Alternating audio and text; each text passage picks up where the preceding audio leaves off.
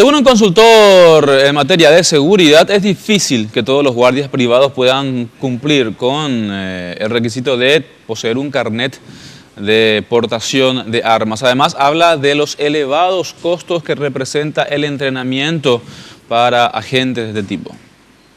Las dudas en torno a si los guardias de Protec estaban o no habilitados para portar armas generó un extenso debate. Según el consultor en materia de seguridad, José Amarilla, la mayoría de las empresas optan por un camino más fácil para acreditar a sus guardias, a través de un acta de entrega de armas a cada uno de manera temporal.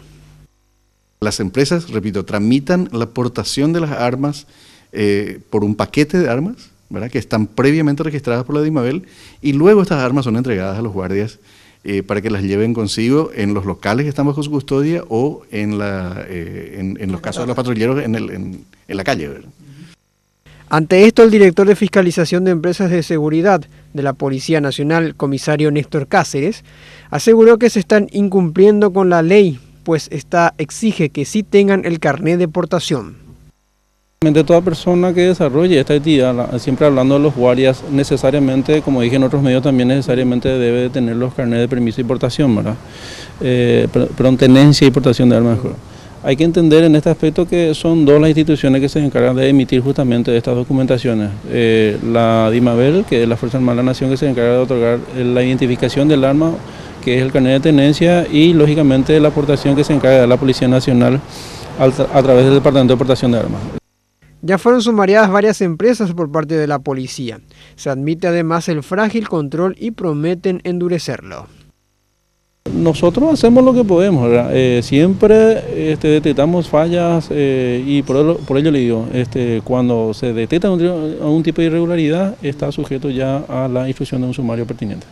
¿Hay un antecedente de una empresa sumariada? Sí, ¿Hay alguna? Hay, inclusive ya hay una empresa que ha sido clausurada por no cumplir lo establecido en la ley, ¿verdad?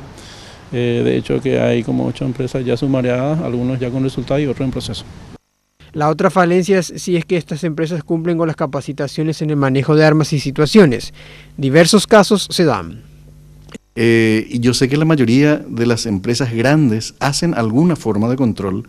Lo que no está reglamentado es la frecuencia o el nivel de rigor que tienen que tener, porque muchas de ellas incluso hacen polígrafos, hacen test psicológicos, test psicofísicos, de aptitud para el manejo de armas, etcétera, que es una cuestión delicada, ¿verdad?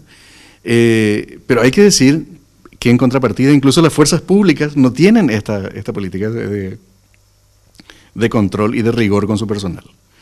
En Paraguay existen casi 400 empresas de seguridad privada, 35.000 guardias que superan a los 25.000 que son de la Policía Nacional, pero de ahí viene del por qué hay tantos privados y tan poco en calle del sector público.